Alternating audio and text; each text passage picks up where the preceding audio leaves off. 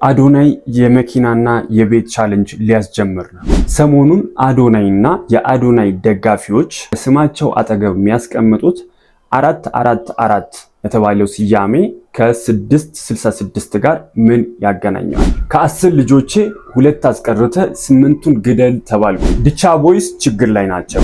እነዚህ ዛሬ ከምናነሳቸው ሐሳቦች ዋነኛዎቹ ናቸው። ለዚህ ዩቲዩብ ቻናል አዲስ ከሆናችሁ ሰብስክራይብ አድርጋችሁ መጀመራችሁን እንዳረሱ። ይሄ ኤሊሎሞ ነው።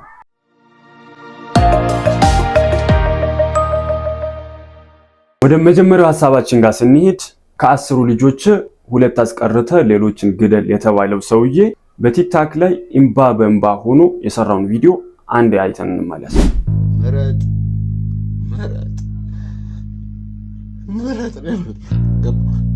ምረጥ ከውሾቼ ምረጥ፣ ሁለቱም ምረጥ፣ ሌሎቹን እንግደላቸው።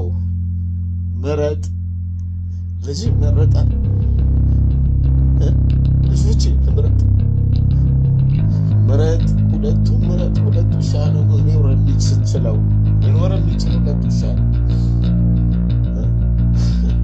የቀሩትን እንግደላቸው። ምረጥ አለ። ልጅ ይመረጣል ወይ? እያንዳንዱ እዚህ ያለው ገባ።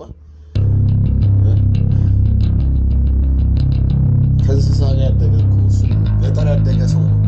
በሬን አርደህ ትበላለህ፣ ያረስክበትን በሬ ትበላለህ አርደህ። ምረጥ፣ ምረጥ ትበልጥ ከውሾች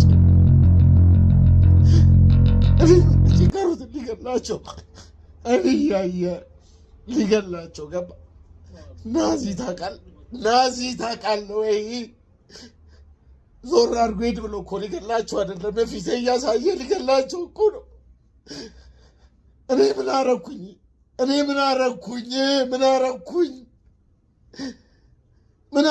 አይተኛናል። ከውሻ ጋር በኖርኩ በበላው ባደርኩ በወደድኳቸው ምን በደልኩኝ? ንገረኝ። ምን በደልኩ? ማታ ደረስኩኝ አንገቴን በደፋው። ከሰው ተለይቼ ከእንስሳ ጋር በኖርኩኝ ህመሜን፣ ጉዳቴን፣ ማጣቴን፣ ልጄን ያጣሁትን ነገር በሙላ በውሾቼ ላገኝ በመሞከር ያጣሁትን ምን በደልኳቸው? ከመሸ የፍርድ ቤት ወረቀት አሳየኝ። ከምሽቱ 1 ሰዓት ከምናምን መጣ ቤቴ ልገባ እንኳን በር ከፍቼ የለ በስነ ስርዓት ከፍቼ እያናገርኩ የሕክምና ወረቀት ያላቸው ውሾች 10 ውሻ አለኝ። ጠየከኝ፣ መለስኩኝ። ተከተቡበትን አልከኝ፣ አሳየው።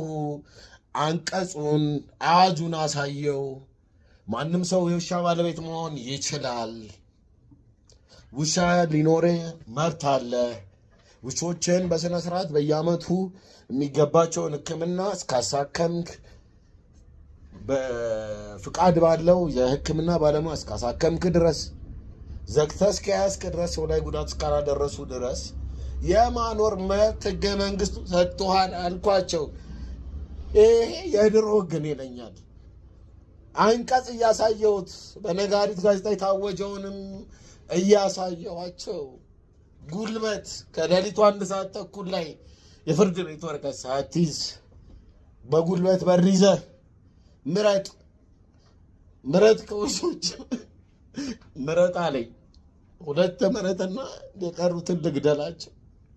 አውጥቼ ለቀቅኳቸው። ውሾችን ለቀቅኳቸው። ገደሉብኝ። ውሻዬን ገደሉብኝ። አፍነው ወሰዱ። ውሻዬን ገደሉብኝ። አስበላሁት። ውሻዬን አሳፈንኳቸው። ጉልበት አላቸው እነሱን የለይም። አፍነው ወሰዱ፣ ገደሉ። እንደፈለጉ አረጉ። እኔ አቅም የለኝም። ተሸነፍኩ፣ ወደኩኝ። ላድናቸው አውጥቼ ለቀኳቸው፣ ፈትቼ ለቀኳቸው። አልሄዳሉኝ አባረርኳቸው፣ በዱላና በድንጋይ አባረርኳቸው። ገደሉት ውሻዬን፣ የሚያፍኑትን አፈኑ።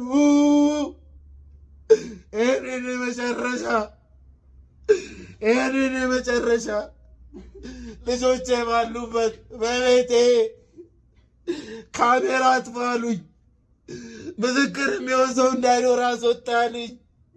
ስልኬን ቀሙኝ። እንደምንም አስወጣቸው። ለቀኳቸው።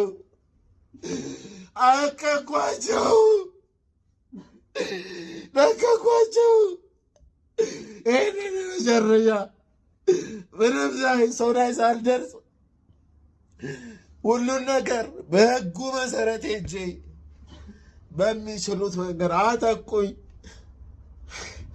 ሰበሩኝ፣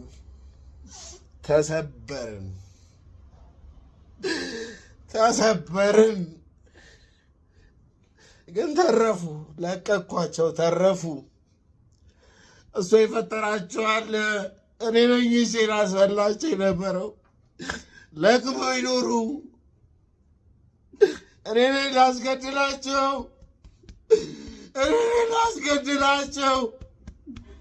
አስበላሁት። ውሻዬን አሳፈንኩት። ይህንን መጨረሻ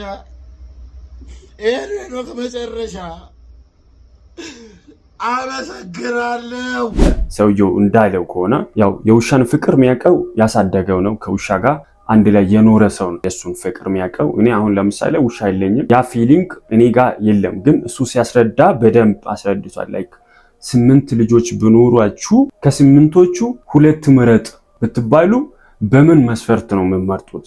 ምን አይነት መስፈርት ይኖራችኋል? ልክ እንደዛ ነው ፊልም አደረገው። የሌላችሁ ሰዎች ራሱ ፊልም እንድታደርጉ። ለምሳሌ ሰው ከ10 ልጆች 2 ልጆችን መርጣ አስቀርተ ሌሎችን ግደል ብባል ማንን አስቀርቶ ማንን ይገላል? ልክ እንደዛ ነው የተሰማኝ ብሎ እያለቀሰ እዚህ ጋር ራሱ እዩ። አንዴ ሞቱ አባቢ ስፓርክል ገደሉ። አባቢ አንተን ይገለዋል። አባቢ እሷን ይገላታል። እህቴን ወንድሜን ትገላለች ወይ? እዚህ ውስጥ እንደ እንቁላል ተንከባክቤ የሰራሁትን ሜንታሊቲያቸውን ሶሻል ፋብሪኩን የለፋሁበትን ሰበሩብኝ። ሲቀበሩ ራሱ ልክ እንደ ሰው አድርገው ነው የቀበራቸው። በጣም እያዘነ በጣም እንባ በእንባ ሆኖ። የምር አንዳንዴ ሰው ሞቶ እንደዚህ አይለቀስም። እንዴት አባቱ እንዳሳዘነው ብታዩ። ወደ ሁለተኛው ሀሳባችን ጋር ስንሄድ አዶናይን ይመለከታል። አዶናይ እና ዲቻ ቦይስ ከተገናኙ አልሞስት 1 ዓመት ልሞላ ነው፣ ወደ 7 ወር ሆኗል። በጣም የሚገርም አፓርታማ ነው የሚኖሩት። ላይፋቸው በጣም ጸዴ ነው በዚህ ሰዓት ያሉት ላይፍ። ግን አንድ ያሳሰበኝ ነገር ልጆቹ ከጎዳና ነው የተገኙት። ላይክ ሊስትሮ እየሰሩ ነው የተገኙት። ስለዚህ ምንም የሚያውቁት ነገር የለም። አሁን ሶሻል ሚዲያ ላይ ቢመጡ ራሱ ምን መስራት እንዳለባቸው አያውቁ እና ለነሱ ኮንተንት ክሬሽን ቢሆን ወይ ቋንቋ አይችሉም፣ አማርኛ በደንብ አይችሉም፣ አማርኛ አይችሉም ወይ ሌላ ትምህርት መሰረተ ትምህርት መባለውን አልተማሩ። በቃ አሁን እነሱ የሚያውቁት አይዲያ የለም። አሁን ላይፋቸውን እየኖሩ ብቻ ነው ያሉት። እና ቢያንስ ለአዶናይ ነው ይሄ መልእክት። ተቃራኒ ሆኜ አይደለም። ጆን ዳንኤል አዶናይ የሚባለውን አይዲያ ይዤ የጆን ዳንኤል ደጋፊ ሆኜ አይደለም። አዶናይን በጣም ነው የምወደው። እሱ የሚሰራቸው ስራዎች በጣም የሚገርም በጎ ሰው ነው። አሁን በዚህ ሰዓት ቢዝም እንደሆነ አውቃለሁ። ግን እነኚህ ልጆች በጣም ጥሩ ላይፍ ላይ ናቸው። ግን እሱ ላይ መታከል ያለበት ነገር ቢኖር ቢያንስ አስፈላጊ ከሆነ መሰረት ትምህርት ቢማሩ ክላስ ቢገቡ በጣም ጸዴ ነው። እሱን ራሱ ባይፈልጉ ፕሮፌሽናል የሆኑ ስኪሎችን እንዲማሩ ነገሮች ቢመቻቹላቸው፣ ለምሳሌ እንግሊዘኛ እንዲያውቁ ኦር አማርኛ በደንብ እንዲለምዱ አማርኛ አስተማሪ የነሱ ፐርሰናል አስተማሪያቸው ቢቀጠር፣ ፕላስ ደግሞ የእንግሊዘኛ ኮርስ ቢወስዱ ደግሞ ቴክኖሎጂዎችን እንዴት መጠቀም እንዳለባቸው ቢማሩ በጣም ጸዴ ነው። እዚህ ጋር አሁን ዲቻ ቦይሶችን ምናምን እያሉ መስራት አይደለም። ምንም ኮንተንት የላቸው። አንተ ባትኖር ዜሮ ናቸው እነዚህ ልጆች። ምንም ቼክ የሚያደርጋቸው ሰው የለም።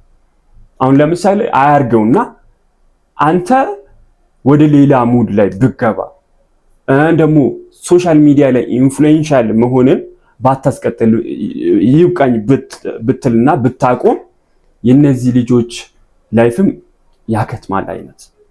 ስለዚህ የነሱ የሆነ የራሳቸው የሆነ ስኪል እንዲኖራቸው አርግልን። በጣም ጎበዝ ሰው ነህ፣ በጣም ትጠቅማቸዋለህ። ይሄ መልእክት ከደረሰ ለነዚህ ልጆች የሆነ ስኪል የምማሩበትን ሶሻል ሚዲያ ራሱ ኮርስ ብሰጣቸው በደንብ በቃ አማርኛ እንዲችሉ በጣም እንዲችሉ የሆነ ኮንተንት ብኖራቸው በጣም ጸደይ ነው የሚሆነው። እኔ አሁን የጠየኳቸው ነገሮችን ወይም እንደ ሐሳብ የሰጠዋቸው ነገሮችን እያረክም እንደሆነ ከሆነ ግልጽ የሆነ ነገር ለሚዲያ ሰዎች ላይክ ሰዎች ማወቅ ይፈልጋሉ። በጣም እንደኔ በጣም የተጨነቁ ሰዎች በደንብ እንዳሉ እርግጠኛ ነኝ እና ለነዚህ ሰዎች ግልጽ ብታረግና እነሱ እየተማሩ ካልሆኑ ደግሞ ያው ይሄ አይዲያ አልሞስት ይጠቅማል እና ይሄ ነገር ብደረግ አፕላይ ብደረግ በጣም ጸዴ ነው። ወደ ሶስተኛው ሐሳባችን ጋር ስንሄድ አዶናይ እንደገና አሁን ሶስተኛ የመኪና ቻሌንጅ እንግዲህ የሶስተኛ የመኪና ቻሌንጅ እንደገና ደግሞ መኪናውንና ቤት አንድ ላይ አምጧል። እንግዲህ እዚህ ቪዲዮ ላይ እንደምታዩት መኪናና ቤት አለ። እንግዲህ መኪናና ቤት ሊያሳካ ይሆን እስቲ አብረን ምናየው ይሆናል። እንግዲህ በጣም የሚገርም ቻሪቲ ስራዎችን እየሰራ ነው ይሄ ወንድማችን። ባይዞ ይሄ ልጅ አዶናይ ማለት ነው። አዶናይ ቢወድቅ ራሱ ከዚህ በኋላ ፍምስናው ቢያልቅ ቢከትም ምንም ኦኬ ነው፣ ምንም ኦኬ ነው። ምክንያቱም በቃ በስተይክል ተጠቅሟል። ደግሞ አያቆምም በጭራሽ አያቆምም። ምክንያቱም ጥሩ ስራ ለመስራት ብቻ ነው የምጠቀመው ፍምስናውን ማለት ነው። በደንብ በቃ ለሁሉም ወጣት አርአያ መሆን የሚችል ልጅ ነው። ባይዞ ኢማጂን አድርጉ፣ 2 መኪና አሳክቷል፣ በድል አጠናቋል። አሁን መኪናና ቤት ቻሌንጅ ሊያስጀምር ነው ለዘማሪ ዮሐንስ። እንግዲህ ታውቃላችሁ ከዚህ በፊት ለ2 አርቲስቶች የመኪና ቻሌንጅ በስኬት አጠናቆ ነበር። አሁን ደግሞ ለዘማሪ ዮሐንስ መኪና ከነ ቤት ጭምር አንድ ላይ ቻሌንጅ ሊያስጀምር ኦልሬዲ ቀናቶች ይቀራሉ። ሁላችንም ሬዲ ሆነን እየጠበቅን ነው። ኢሜጁን እዩ። እንግዲህ ወደ አራተኛው ሐሳባችን ጋር ስንሄድ 444 ከ666 ጋር ምን አይነት ግንኙነት አለው? 444 ማለት እዚህ ጋር አሁን ሰርች አድርጌ ከቻት ጂፒቲ ያመጣሁትን ላሰማችሁ። ስፒሪቹዋሊ ኤንጅል ነምበር ይባላል። ትርጉሙ you are protected and guided፣ በትክክለኛው መንገድ እመራሃለሁ እጠብቅሃለሁ። ሁለተኛው ደግሞ you are on the right path፣ በትክክለኛው መንገድ ላይ ነህ። ሶስተኛው ደግሞ keep going don't give up፣ እና ቀጥል ተስፋ አትቁረጥ ነው። እና 44 ማለት የኤንጅል ነምበር ነው። almost everyone አዶናይ እዚህ ጋር ታቶ አድርጓል። 444 የሚለውን አንገቱ ስር አድርጓል። የአዶናይ ደጋፊዎች የሚባሉት ጃኒ ሳትቀር የጃኒ አካውንት ላይ ከፊት ለፊት 444 የሚል አለ። የአዶናይ ደጋፊዎች የሚባሉት ሙሉ በሙሉ ከስማቸው አጠገብ ቲክታክ ላይ አብዛኛውን ታይም ቲክታክ ላይ ሙሉ በሙሉ 4444 አርገው ጽፏል። እና ትርጉሙ ምንድነው? ይሄ የሰይጣን ቁጥር ነው ወይ ብላችሁ ካሰባችሁ እንግዲህ የመላእክት ቁጥር እንደሆነ ግልጽ ላደርግላችሁ ነበር።